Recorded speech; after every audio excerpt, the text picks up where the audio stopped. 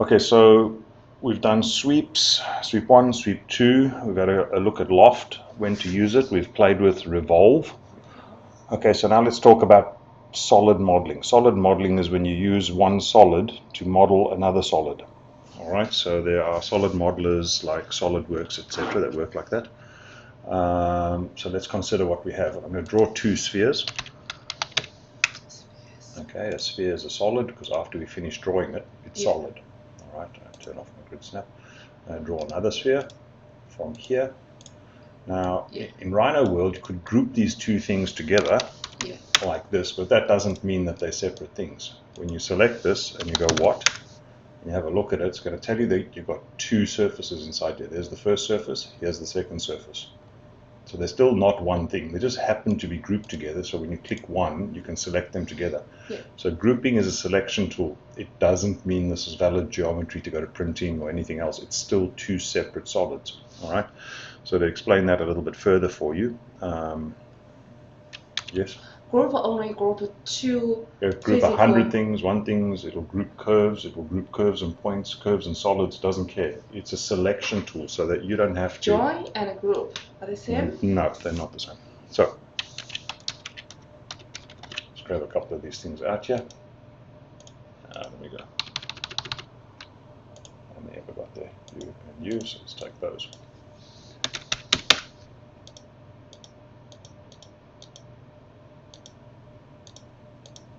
Okay, so imagine you've got to keep working on this circle and this circle and this sphere. Yeah. And you've got to try find it over here, and you can't click the other one, and you can't, like, group has got nothing to do with drawing. It's just that every time I work with this sphere, I also want to work with this sphere without struggling to find it. So I can group them. These are now grouped. Every time I select that, I get both of them together. Got it. All it is, it's a selection tool. All right? And you can group anything to anything else. Now let's go back to Y. Let me finish the next one. And why they're not the same.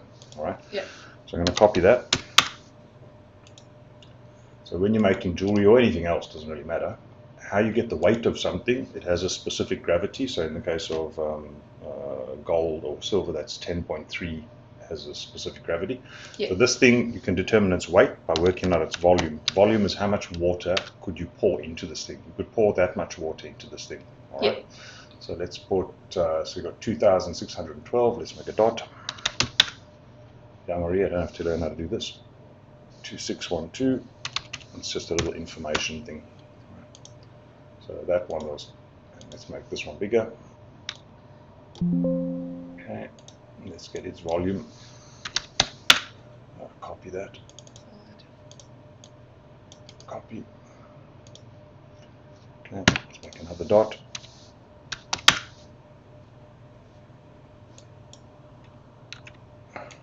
Really? I don't think you copied. Didn't copy. Control C, we try again. Dot.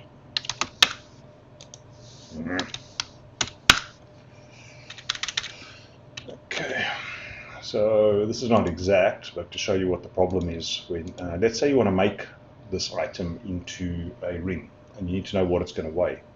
All right? Yeah. So in the back end of our tools over here, we have items that will weigh it for you. Yeah. All right? In this world, you're going to get a calculator. Yeah. You're going to take the two volumes together, 4846 plus 2612. Yeah. Okay, so that gives you a total volume 7458. Yeah. Except it's not, because when you make this, over here, they are covered into each other. Yeah. So in fact, the weight you have is minus this part. Minus this part of this sphere and minus that part of that sphere.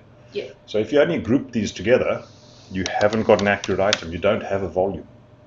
No. You have the wrong volume. All right. Yes. So to get this correct, we're going to take these two guys and we're going to use a solid modeling tool. I want to add this sphere to this sphere. I want to Boolean union them. I want to make them one sphere. Now the only way to see how that looks is have a look at what happens in the intersection here. Yeah. Okay. I might put this in ghosted view so you can see it there too. You can see that these two are sharing some space here. Yeah. Right? If I grab the two and I go Boolean union, Boolean. Union. I want to union them. I want to make a union of the two. Yeah. Okay. Boolean. Okay, bang. Now look what's happened. It's actually joined them into a poly surface. They now no longer share any space with each other. They're now one item. So if you took that calculator and we look at this and we now take a volume from this, you'll see that you get an accurate volume. 7,140 is the actual volume, not the shared volume between the two. So you had a differential over here, nearly 7% difference in what the weight should be. Yeah. All right, so that's Boolean union. Let's go Control Z. All right, you can also say, I want to cut this one out of this one. So I want to cut away from this sphere. I want to cut a hollow into it. So I take this one and I go Boolean difference. Shortcut for it is BD. Yeah. I'm going to show you how to make shortcuts in a minute. Yeah. Let's do it the long. So Boolean difference. Yeah. With this one, what's your command line? Do you want to delete the input sphere? Okay. I've said no because I may want to use the sphere again. If I said yes, you're going to see it disappear. Okay.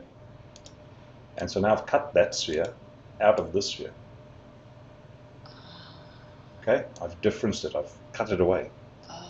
Okay, so now I'll show you what happens if you don't pick that. So I'm going to take this, I'm going to go BD for Boolean difference. Yes.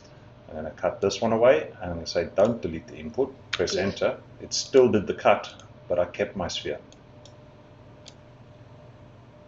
Okay. All right. So these are very simple examples. When we get to drawing your loop, you'll see where it becomes important, all right? Control Z that again. Now what happens if I wanted to keep just the piece in between those two spheres? I want to get rid of this sphere, I want to get rid of this. I only want to keep this little white section here. You can the intersection between them. Okay. All right, so where two things cross into each other, that's called an intersection. Remember, a road that crosses over another road is an intersection, all right? So in this case, the intersection is the little square over the crosses there. You guys can't see my fingers, but yeah, anyway. All right, so then you would grab these two and you would do Boolean intersection. Okay. Boolean intersection, then select the other one. And now you're left with what was between the two. Okay, got it. All right, so you got union, difference, and intersection. All right, so I'm going to delete all of these, and you'll see I considered yesterday after you left here the loop we were working on.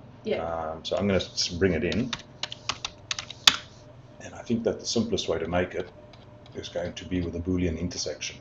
All right, so we've got, this is your top view, so we're going to put it in here. I'm just going to put that down there. I want another picture, which is your side view. Where are we? This one here, and this is our side view in this direction. All right, now let's start scaling these. So yesterday we took a few dimensions for this thing, so I'm going to move out the top view image for now over there. I can't remember, so I'm going to measure it again. 24.68, so I need a circle. From 0, 24.68. All right, then we're going to orient this image to the circle. So we've used orient before. So orient, we do want to scale 3D, is correct. Okay, so we're going to orient the circle as close as we can to accurate. Like from its reference 1, hold down shift, reference 2, reference 1, and reference 2. All right, so that gets us pretty close to where we need to be. You can see that it's coming a little bit skew, so I'm just going to grab that and move it over manually, just so the circle's nicely in it. All right. When you're doing this on a dark background image like this, you maybe want to change your layer to a lighter color. So I'm going to change the layer color. See over there, we worked with layers before. You know how to change layers. All right, you know how to work on the layer, you know how to rename a layer, but it's sometimes easier to also, you know, change the color of the layer that you're working on. I'm going to put that on bright green for now. And so now the circle's nice and bright green. We can see what we're doing against a dark background. All right. Okay, so I think we're pretty much okay over here. We also saw that we have another circle here. Okay, but we also know that this image is a little skewed. Can you see that it's kind of pointing downhill? All right. So I'm going to draw. I'm going to try to take a measurement here around this. I'm going to draw a circle. Point to point. You're right. You see, smart. I wasn't going to go 2-point, but you're right. 2-point probably going to work better for us. So I'm going to take that and bring it out until the radius looks. Oh, the radius is actually touching. Yeah. All right. So now I need a diameter of that circle. So I'm going to grab the curve. I'm going to go to dimensions. Yeah. And I'm going to get a diameter dimension. I want to measure its diameter. Is 6.85. So I want to get this 100% straight now. I don't want it sitting off on the side. Yeah. So I'm going to draw another circle from 0. How many? 6.85. 6.85. Okay. Yeah. So now we know that that's dead centered. We can bring it over, and you can see what I meant by we're not quite level. Our image is not quite level. Right? Yeah. So I'm going to take the image. I'm going to do a rotate around 0, and I'm just going to try to straighten it up a little bit. Right, because in the real world we took the image a little bit small. Alright, so now we need to, I think pretty much we're okay with where the image is and the shape and the size of the image. So I'm going to now lock the image. I'm going to move it onto another layer. I'm going to move it to the image layer. Oopsie. Layer, change object layer. Oopsie, I was on the red layer. Change object layer to the red layer. And then I'm going to lock the red layer. Okay, that means I can no longer accidentally move the image. No. Alright, so now we're going to draw a curve from this view. I'm going to try to find, there looks like a good spot. Now you're going to see, let's talk about the snaps. You know what a quad snap is by now. After enough practice, you know what a vertex we don't need on for now. You know what a mid is, you know what a near is. I don't need a near for now. Actually, I do need a near for now. You've got an end, a mid, so you're going to learn about a new one, tangent. Tangent. Where is a line exactly perpendicular to a circle? Oh, so it's like this. Yeah. Yeah, okay. So you've got perpendicular, then you've got a tangency. All right, so I'm going to start a new line. Yeah. From about there. Yeah. And then I'm going to move on this circle until I find its tangent intersection. There it is. Yeah, got it. Okay. So that draws a nice dead straight line across the two circles for us. I could have also just followed the background, but what happens if we didn't have an image and you wanted to find the tangent? Yeah. That's what this snap is for. Yeah. Right. So because we did this over dead center, we can now mirror this time. Yeah. Okay, to here. And now we've got all the curves we need to describe the top. Oops, no we don't. We're missing these ones. So for that one, I'm going to draw a rectangle. Where are we? Rectangle. I'm going to use center. Yeah. Okay. I'm going to start from center 0 and I'm going to draw it outwards. This one I'm going to do by eye. I could measure, well, you know what? Let's do it properly. I'm going to go in the real world and measure this thing. It's 5.73. So 5.73.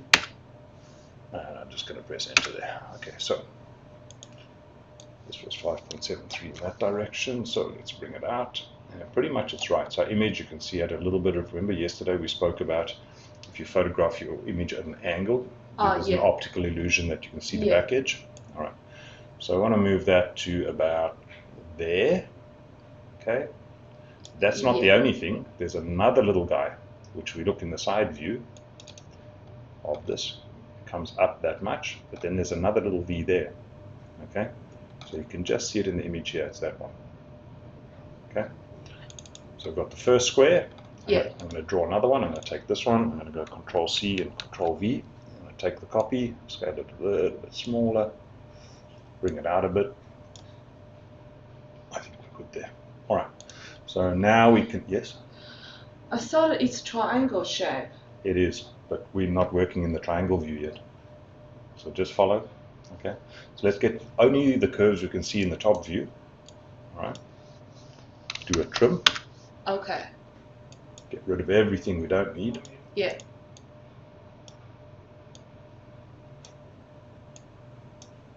Okay.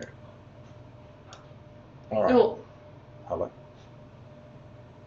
What's wrong? Oh. 5.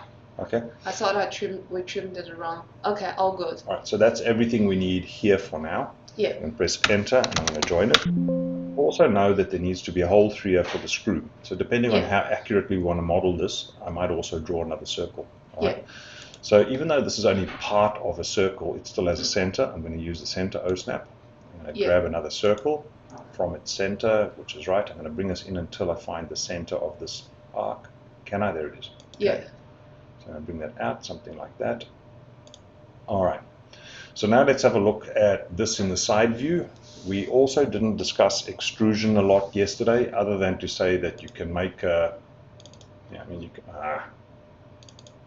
can make a curve, any curve, doesn't really matter, and you can extrude it. All right, so you can type the command extrude and you can turn it into a solid. If you didn't have solid equals yes, it will make an empty hollow curve like that. Yeah. All right, turned on to yes. Extrude it, and you click solid, you can make a solid. Yeah. All right, so that's extrude is like one of the most fundamental tools there is around the place. So we're going to grab this guy now. Before we extrude it, let's go to our side view now. All right, so hey, what happened? I deleted our image. Let's bring it back in. Picture, side view.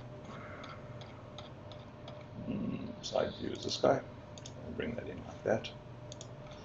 All right, so I might work in our perspective viewport and orient these two images to each other like that. So I'm going to bring this one up. I'm going to bring it over.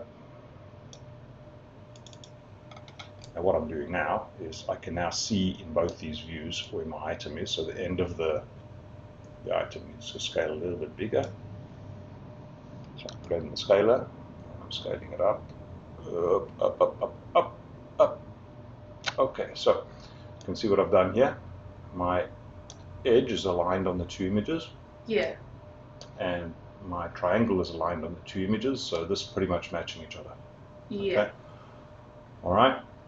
Okay, so I'm happy with how that's come out. We just want to maybe orient this to exactly the middle of the world. Okay, so if we look in the side view, it's very doubtful that that's in the middle. All right. So how to get it exactly in the middle? We're going to draw a little sacrificial line from there to there. Okay. Yeah. I'm going to grab this and the line, and we're going to move it from the line's center. I'm going to press Shift and Tab and I'm going to move it. Shift and Tab until we can find the world 0. Okay. All right. So it's not. You can see that in your loop in the real world's a bit bent. Yeah. Okay. But this is close enough for us to do the next section of this, right? So I'm going to grab that curve over there, I'm going to dump it. Now we need to start drawing out 2 more areas that we're going to make a solid. All right? Yeah. So you got this one is very easy, it's just a rectangle. Yes. So in your side view, it's literally just a rectangle. So I'm going to draw a rectangle from center, world 0, and I'll bring it up to the 2 points I can find, which is here, something like that. I'll make it a little bit smaller. Grab those 2 points on that one. Oh, we need to lock this guy, so before I delete it again. Let's go to our layers, and this was our circle curve, this was our images. So yeah. I'm going to take this one, I'm going to change the object to that layer. Because the layer is already locked, I'm now no longer able to accidentally select that. Yeah. Alright, so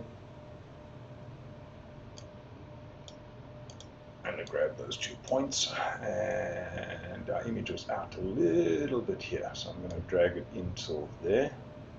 Okay, I'm going, oh no, sorry, this is the inside one, so I'm going to drag this one to the edge here. Yeah. Alright, so that's your first piece of geometry you have. Your second piece of geometry is here. You can see that when I align these 2 images, it's not 100% to the end of this triangle, so I'm going to go back in, I'm going to unlock the images layer. I'm going to unlock the images layer, and I'm going to work a little bit harder on that scaling because I didn't get it quite right. I've scaled it too much. You can see we've gone too far. Alright, so I need to scale this back in just a little bit. Let's grab its scale window.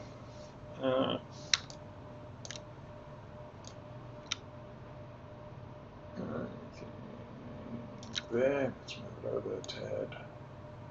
The right way to do this would be to do a proper orient, but that looks like about right now. Okay. Yeah. Alright, so let's grab the 2 images, and we don't have to grab them again, we can just lock them. So let's lock them so we can't select them. So now in the side view, we've got the first rectangle describing the side view of that. We've got the bottom rectangle describing the top view. Yeah. So let's do the second one over here. So let's go side view. I feel like this has to be come around like this, like that, like this. So I'm going to draw one half of this, and then I'm going to mirror it over. Yeah. All right. So for this, I'm just going to use a line. Yeah. Okay. So the next thing I'm going to teach you is a little bit tricky because it annoys me. It doesn't mean it's not a useful tool. Rhino would not have put it in Rhino if it wasn't a useful tool.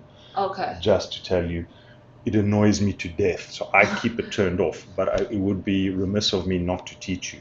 Okay. Smart Track Yes. waits for you to pause on something, remembers what you paused on, and then helps you find where your mouse was before. All right? Which when you're using it together with O snaps, especially when you've got a lot of O snaps going on, can be very, very confusing, and your mouse jumps all over the screen. But I'm going to show you how to use it anyway. So we're going to turn Smart Track on for now. Yeah. Okay. I've started a line. If I hold my mouse there, you see the cursor turned white?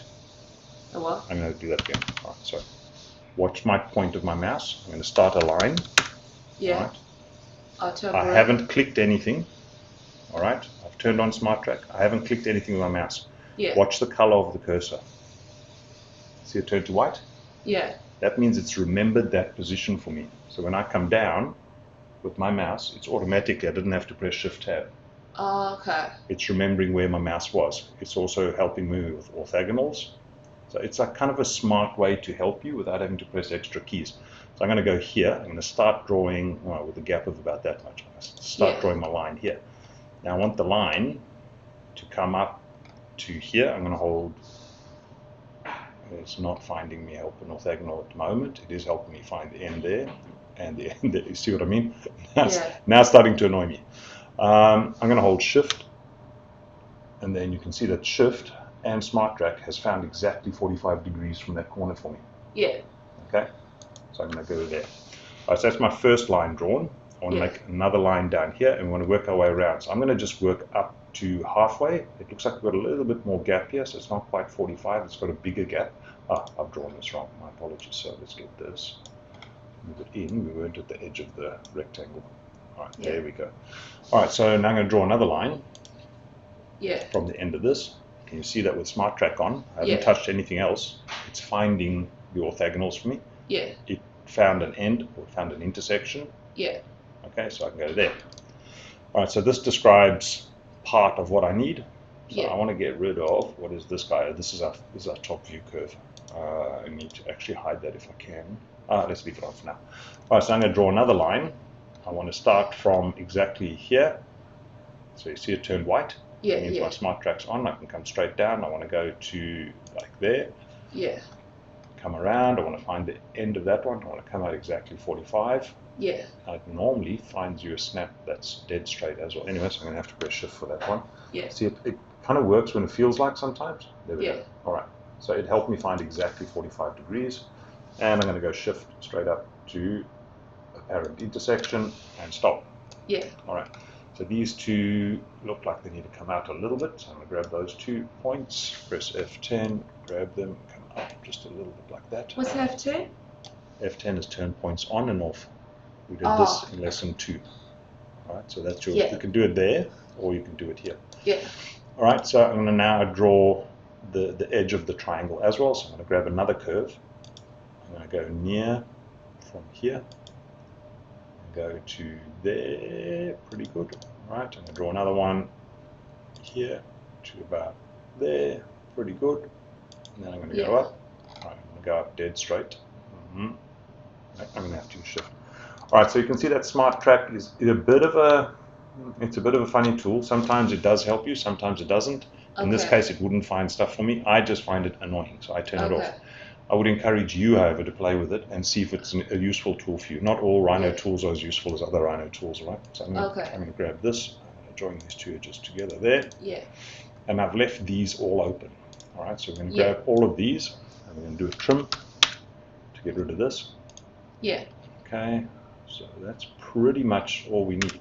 So I'll join these guys together now. So I'll take, I've got to be careful when I grab them.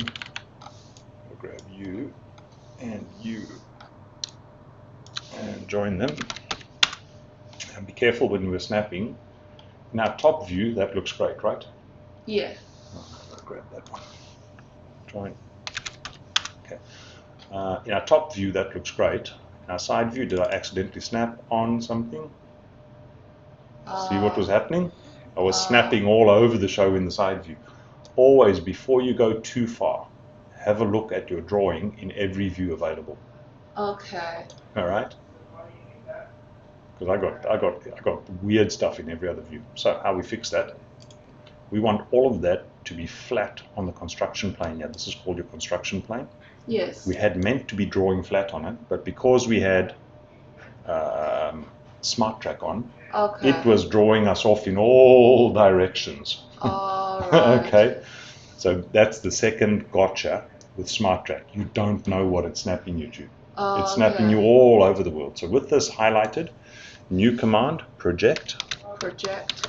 Project means we want to take this thing. You know what a projector is? A movie projector? Yeah, yeah, yeah. You take the projector and you project the image against the wall. Okay, the wall is yeah. the flat thing. Okay. We're going to flatten this against the C-plane. So we want to project to C-plane. Now I'm going to show you what happens in both views. So let's find the view where this thing's all skew. All right. So again, we're going to just grab this curve. Yeah. You and you. You're going to project in this view. It's view dependent. I'm going to run the command in this view because if I run it in that view, it will try to project it against that C-plane. All right, that construction plane. We want to project it against this construction plane, so make sure your mouse is in this view when you run the command. So project to C-plane. We'll do want to delete the input. Watch what happens. Bloop. Now it's nice and flat. Okay, I'm going to Control Z. Sorry,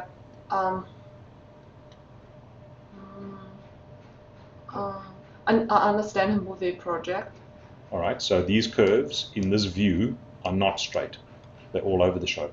Yeah, yeah, yeah. Our movie in this direction looks okay, but it's not flat. We want to project it flat. We want to make it flat. We don't want this arc out here. This arc has to move to here. This has to move. It all has to become flat. The view it has to be flat in is this view. This is the view it has to be flat in. It looks like it's flat, but it's not. Okay. So we want it flat in this view. So we're going to project our movie against this view. If you run it in this viewport,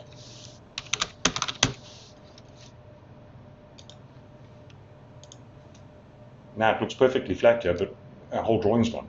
We projected in the wrong viewport. You made it flat in this viewport here.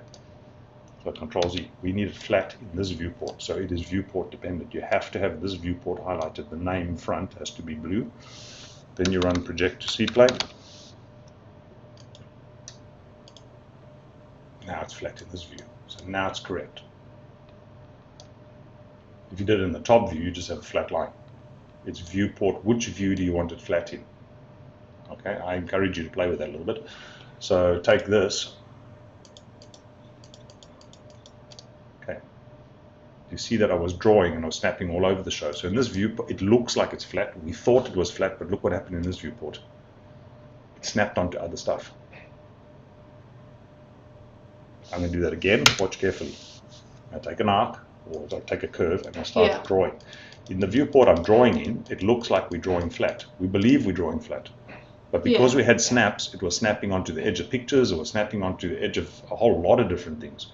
And in the right-hand viewpoint, it actually wasn't flat. No. Now I want to make it flat. I want to take this thing and I want to project it flat against this view. Yes. That's this view here. This is the view we want to flatten. You're looking at the side of it here, you're looking at the flat of it here. So in this viewport, I take that curve, I project to C-plane, and now it's flat. Oh, I got it. Okay? Okay. All right, so that's only if it gets really tricky when you're using Smart Track, because you don't know what you're tracking to. Okay. Right? So now that we know that this is flat, and we know that they joined okay, we can take it, we can mirror over the 0 point, because we knew we drew exactly around 0. All right. We can now join these guys, and I want to soften them before I do the next. So we take those, we can join them. All right, so the thing of it is, all of this is a little bit hard at the moment. You know, it's like it's not great. So I want to put some radiuses in it. So I'm going to do a fillet. Fillet corner? I just want to do a fillet for now. Fillet corners, we try to do all of them. Okay. And the fact is, this has got more of a bend than the other one. So I'm just going to do a fillet for now. That looks like about 1 millimeter. So I'm going to put a 1 mil fillet in there. I grab you, and then I run the command again. You. Okay. And I run the command again. You and you. fact, I think it needs more than that, so I'm going to go Control Z, Control Z, Control Z. I rerun fillet, and then I'll make it maybe 2mm fillet. All right, so I want to draw a fillet between these two, so that one and that one. Right click to run the command again. That one and that one. Right click to run the command again. That one and that one. Right click, that one and that one. All right, so now I'm happy with that. Now I want to probably do the same over here. Let's have a look what a 2mm fillet gives us. Fillet between you and you. Yep. That's what I want. You and you. You and you. Right click, fillet between you and you. Yeah, worked. You and you. Alright, so I'm happy with how that's worked out for me. Yep. I thought before we do fillet, we have to explode them. Only if you want to work with two separate curves at one time. In this command, you can select them as long as you've got a kink. If there was no kink, if you try to fillet more over here now, there's no kink. It can't find, this is a kink. Kink means a sharp corner. If you try to fillet something where there aren't any sharp corners, it's not going to work. Oh, okay. Right, then you have to explode, because you can increase this fillet a bit more. Okay. All right, so we can now have two kind of views describing what this looks like. Yes. So now we're ready to start extruding. Yeah. All right. So we're now ready to the point to say that these are our curves. Yes. Okay, I'm going to grab all the curves on the screen. Let's make sure we haven't got any weird things flying off into space. No, we don't. So I'm going to change them over to the curves layer. So change them onto this layer. All right, so all our curves are kind of a purple color at the moment. We're still working on the default layer. All right, so that means we can actually, let's have a look at this. So I'm going to work with the side one first. I'm going to grab this curve and this one. You've got to grab them together. So quickly, a little bit of learning. If you grab a circle and you extrude it, okay, you see you get an extrusion. All right. Other circle, inside the circle, you'll get a hole. And if you take those two and you extrude them,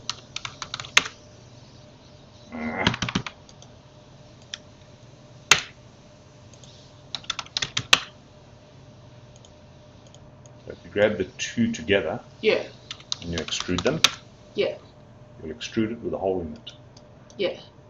Okay? And if you put another circle inside that circle, you'll get another solid.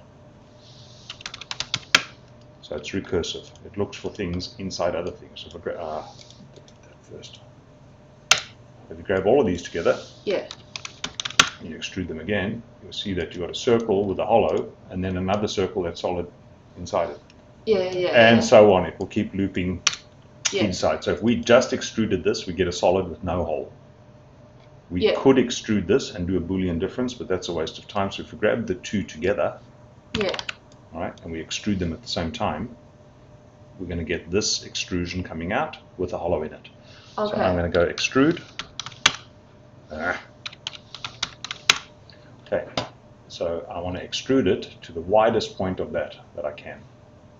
Okay, so now we have this funny weird thing. I'm going to turn off the image layer because we don't need it right now.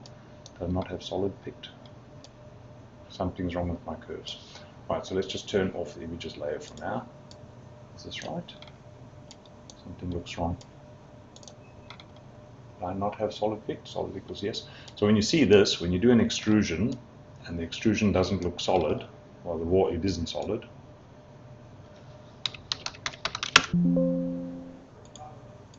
Yeah, it's not solid. That means something was wrong with your curves. All right, so I'm going to grab this over here and delete it. It means that, remember when you said you were trying, I've been enjoying something. Something is desperately wrong here.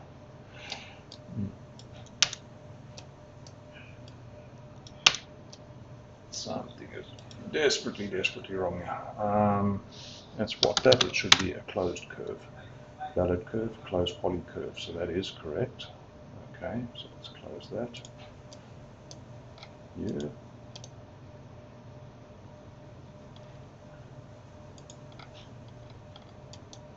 Let's delete some of these unnecessary points inside here.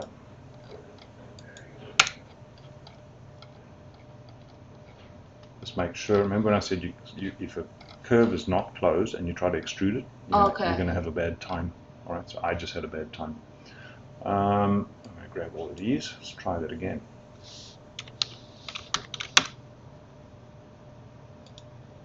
Okay, this time it's still not solid. Weird. Very, very weird. Let's try to cap that. Unable to cap one object that was closed prior to starting. Maybe it's just my view. Am I in ghosted view? What's going on? Oh, for God's sakes. I'm in ghosted viewport. So to me it looked like it's hollow, but it's not. Alright, so there was nothing wrong there. Anyway, good. So sorry, I forget what's the cap for. CAP? If you want to cap a surface, you want to close a hole. Lesson 3. I thought this one is loft. No. Lesson 3. Watch it again. Okay. Alright. So we've got this extruded as a solid in this direction. We extruded it as wide as we can to encompass the other one. Yeah. All right. Now we're going to go this way. I'm going to grab. They're not even joined. They don't tell me they're not joined. Okay. Now they're still not joined. So what's wrong here? Something's not touching something. Oh, very careful. Nearly caught myself. See there? Yeah. So I'm going to split this with this and throw away the bit I don't need. That means I've got the same problem down the bottom here. See, remember I told you in the other lesson the other day? So when I tried to do a revolve, it came out not right and it told me no solids, no blah blah. And I said be very careful with your curves. Yeah. This is why. Alright. So now if I grab these, I should be able to get a join. You join. Yep, alright. So what are you? Oh, even you're not joined. No, you are joined. Okay. Alright, so we grab these two now. Yeah. And we go in this view and we extrude them as high as we can there. Yeah. Alright, so I'm going to extrude to up there. Yes. So now we've got these two solids, both describing two different things going on. Yeah. Alright. So I can now do a Boolean intersection between these two items. So I can go Boolean intersection between you and you. Yes. And I press enter. Oh, hang on, I've got to select one first, my apologies. Boolean intersection was one, and then you select the second one. Okay? And so see what we have now. Did we do this properly? Or nearly. We'll cut these away in a minute. Right. So we needed in our top view something wasn't quite good here. We need to change one of the views there. Now we need the second Boolean intersection, which is this guy. You see what our problem was? This is completely wrong. This drawing was completely off in this view. So these two have to come down. If you want to fix it, let's fix it now. Okay, let's delete the solids. Let's put on our images layer again. When we've drawn this, in fact, this has to come up much higher, and this has to come much lower in the side view. Right? So if we grab these points in this view, you can see they're actually meant to be here. Yeah. All right. So they're meant to be over there, and then that'll fix up that little problem we're having. So let's do it again. Let's turn off our images layer. All right. So always work in two views if you can. But Okay. all right. So we've got you, we've got everything in this view. So let's extrude it as far out as we can to here. Yeah. Then we're going to grab everything in this view. All right, these ones. And we're going to extrude it as far as we can in that direction. All right, so let's try our intersections again.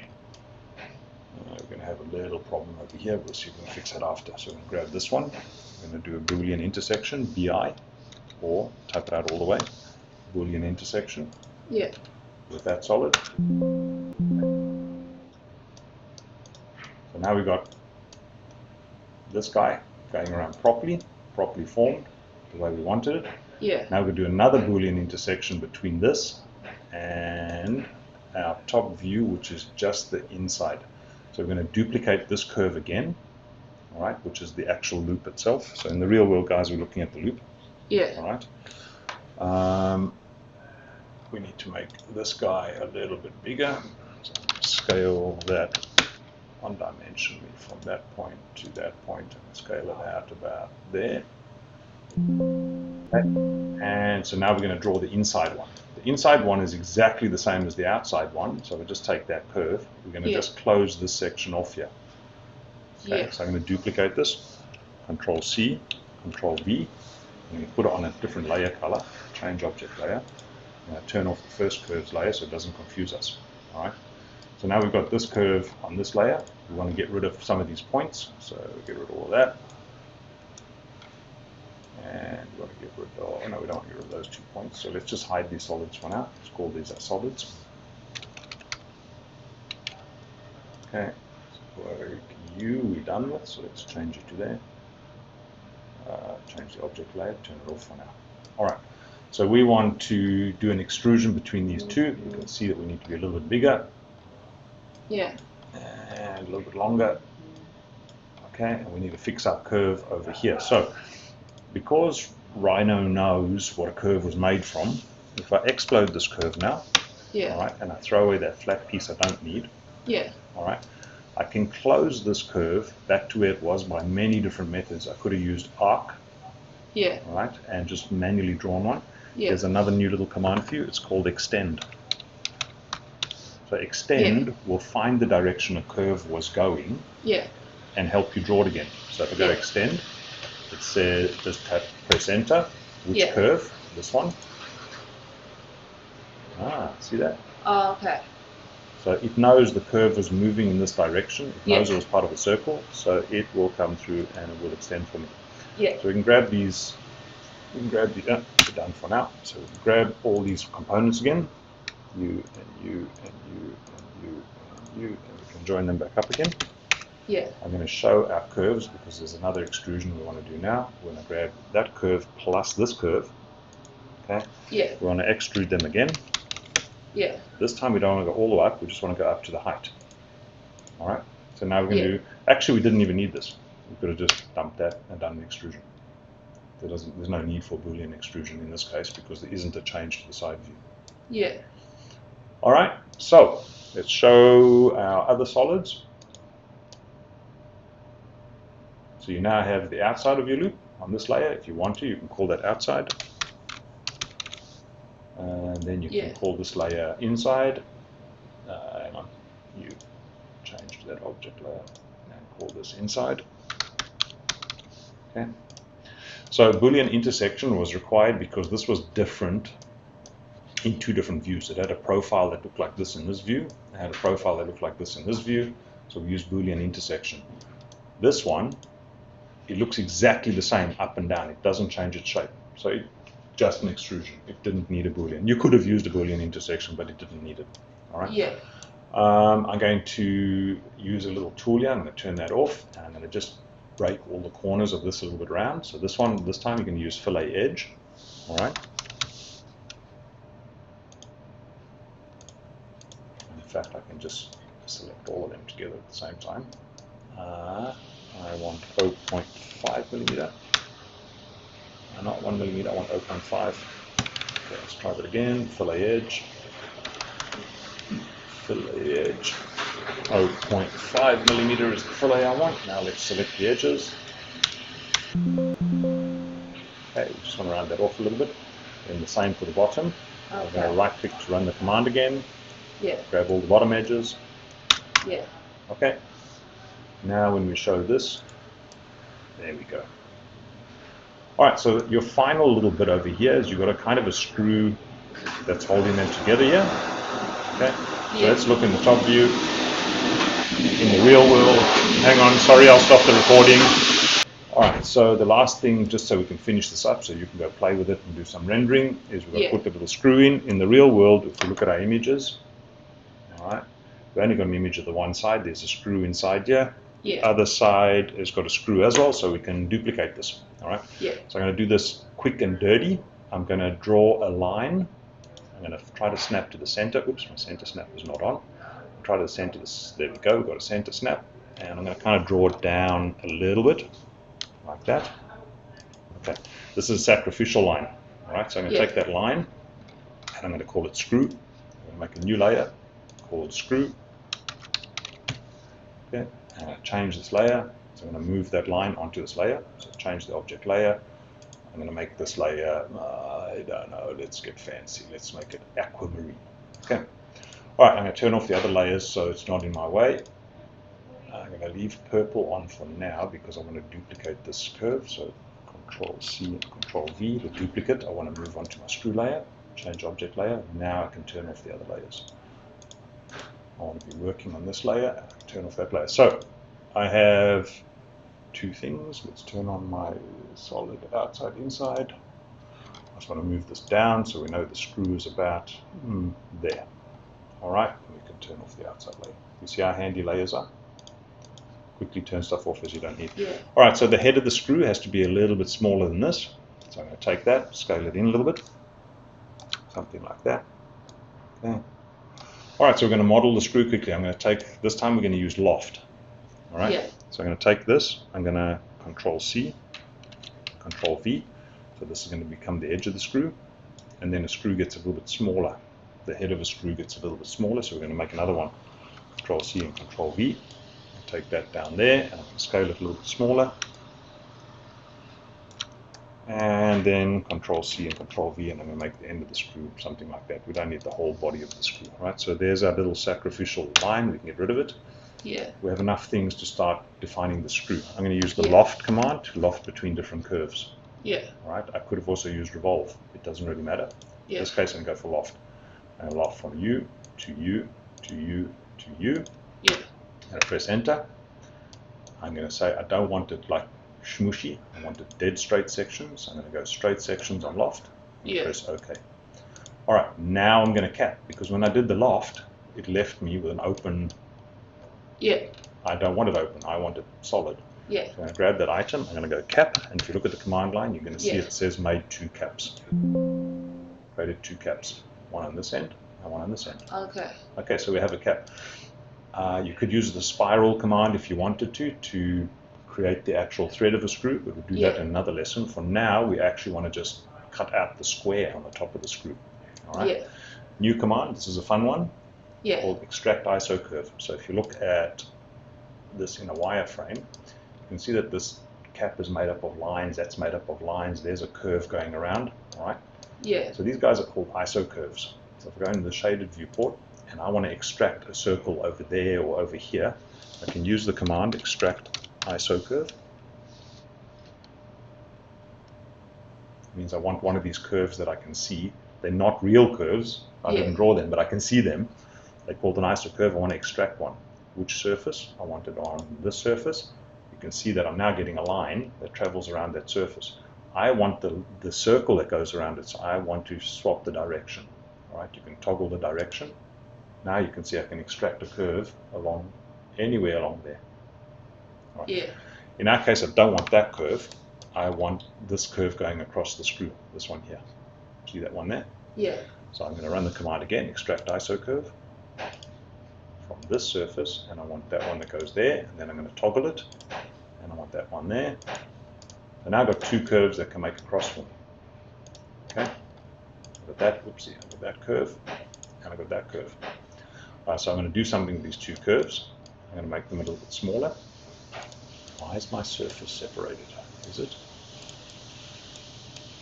Anyway, so I'm going to scale them a little bit smaller. It's because I've got a circle out. Yes, let's take the circle. Yep. All right, so I'm going to take that. I'm going to scale it from the center over there. Pick any one of those centers. I'm just going to scale them a little bit smaller because the screw all the way to the edge, right? So if we look at our image layer, the thread comes about here. You see, it doesn't come. So I'm going to model that with a thread for now. Right? Yeah. I'm going to do this quick and dirty. So just images off. So I'm going to take that guy. Yeah. I'm going to pipe it.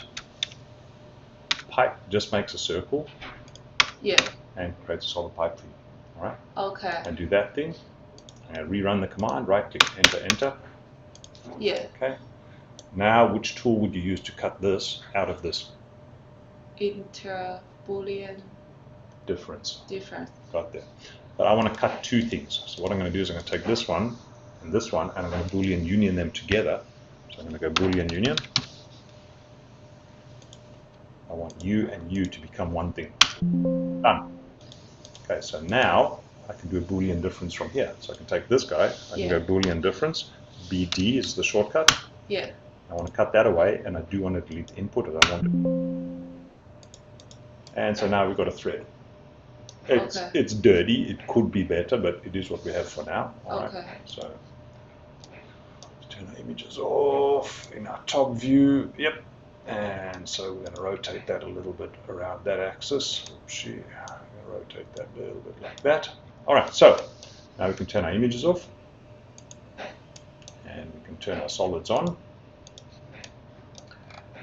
Move our screw up a little bit to there. Okay, and I'm going to scale it until it's kind of touching the edges so it doesn't look like there's a big hole in my model. All right, and move it down a little bit. So kind of like inside there. All right, then we want to mirror it over to the other side. Yeah.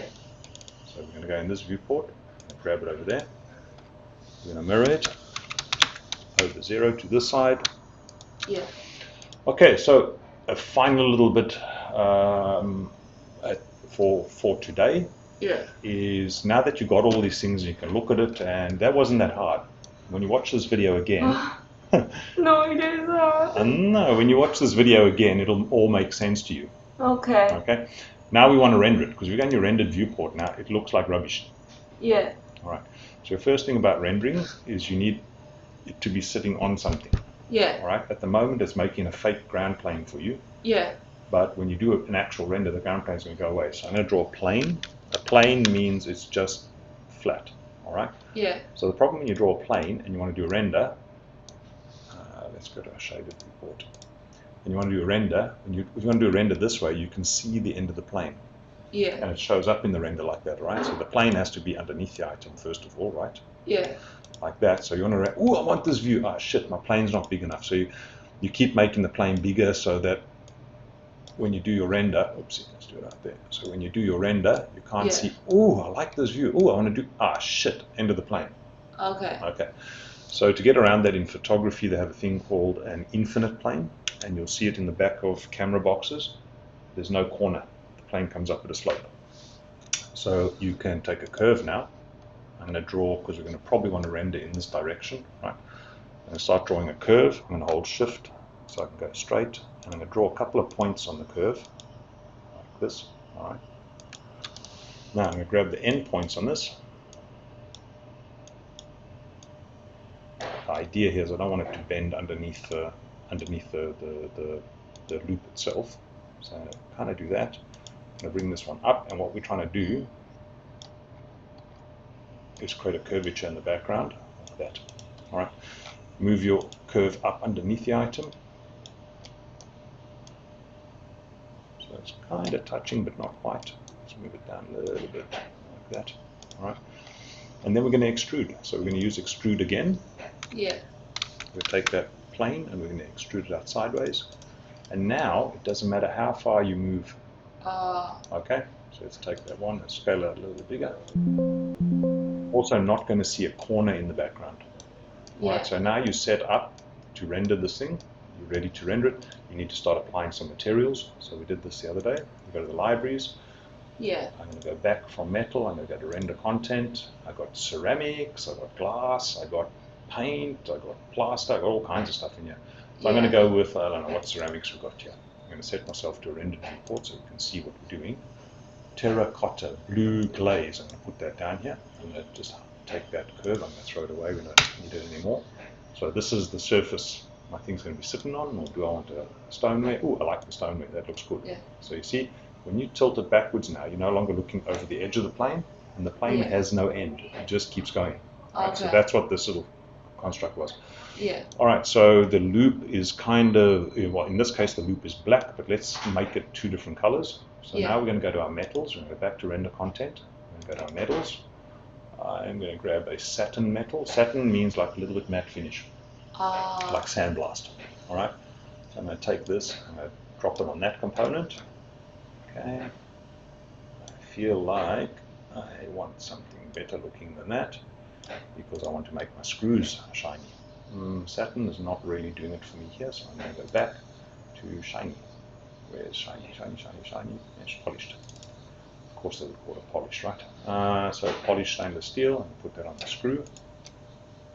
That's good. Alright, and then I'm going to go polished bronze on this one. And I might go polished on that. Okay.